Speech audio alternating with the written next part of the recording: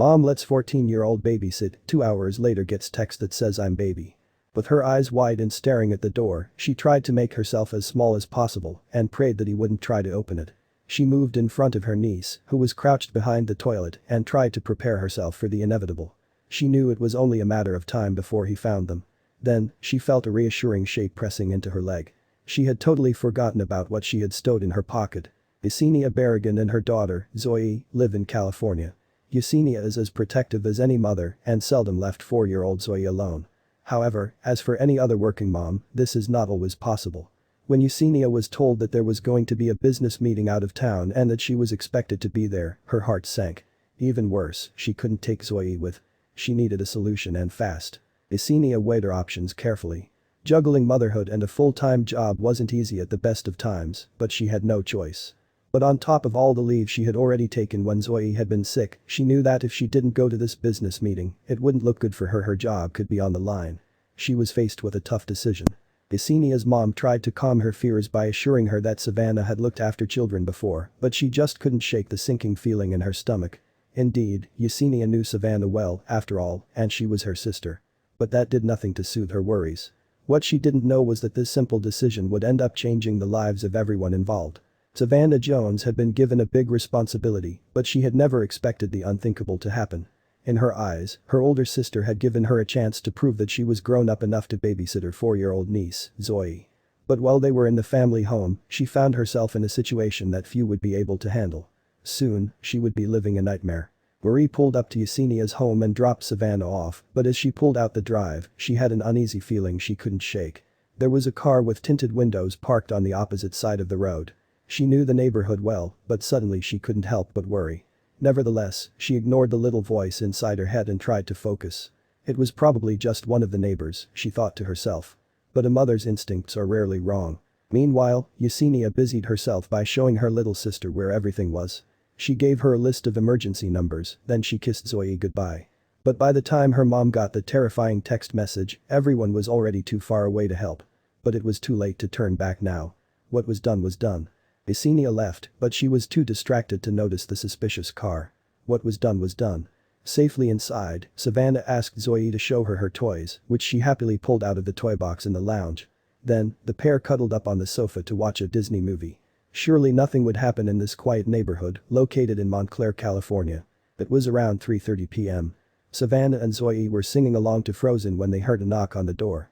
She turned the TV off and walked into the hallway to see who it was. She didn't expect Yesenia to come back for days, so who could be at the door? Was her sister expecting a delivery? But when she looked through the peephole, she knew something was very wrong. There was a man at the door. He was wearing a hat, and Savannah couldn't make out his features clearly, but she instinctively knew that something just wasn't right about him. Although she didn't recognize him, he didn't look like a salesman. And he definitely wasn't an official. So, what did he want? Savannah quietly crept away from the door, hoping that if she ignored him he'd go away. But she was so wrong. The man continued to knock on the door for a few minutes, and then the knock stopped. Savannah let out a sigh of relief, but it was short-lived. To her horror, the doorknob began to rattle. Whoever the man was, he wanted to get in. Thankfully, the door was locked. Then, the knocking began again. This time the knocks were louder. Savannah's heart leaped into her throat. If the man wanted to get in, she knew he would.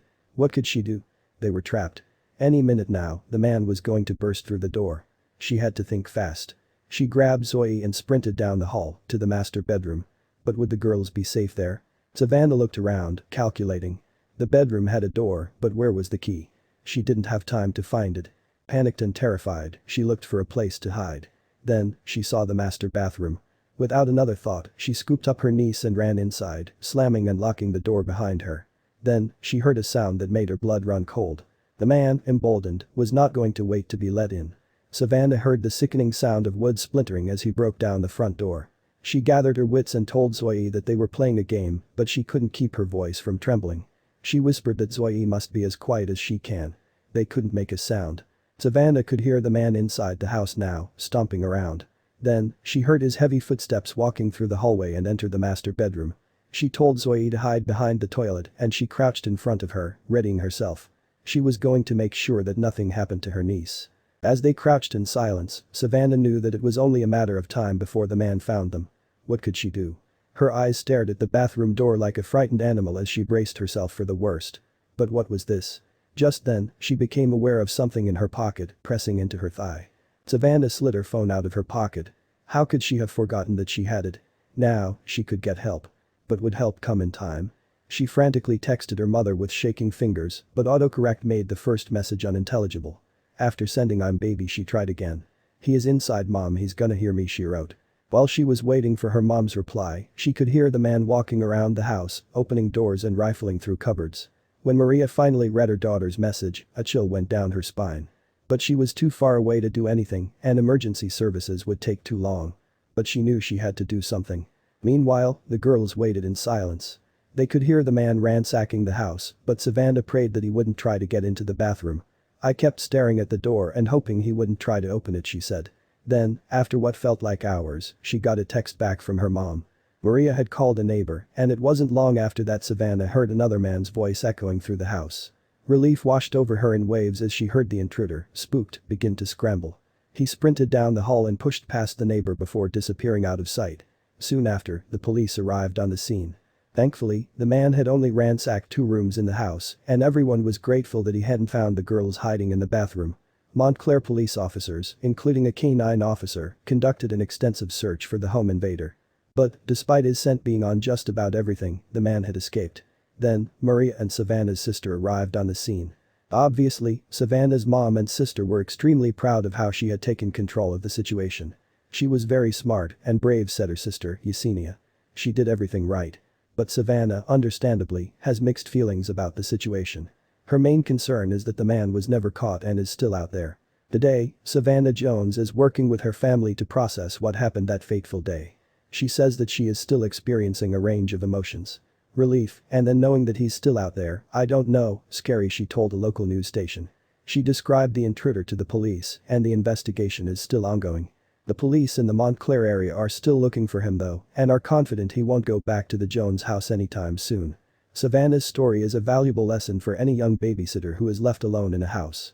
Always keep your phone with you, never engage a home invader, and remain calm so that you can come up with the best way to keep you and your charges safe.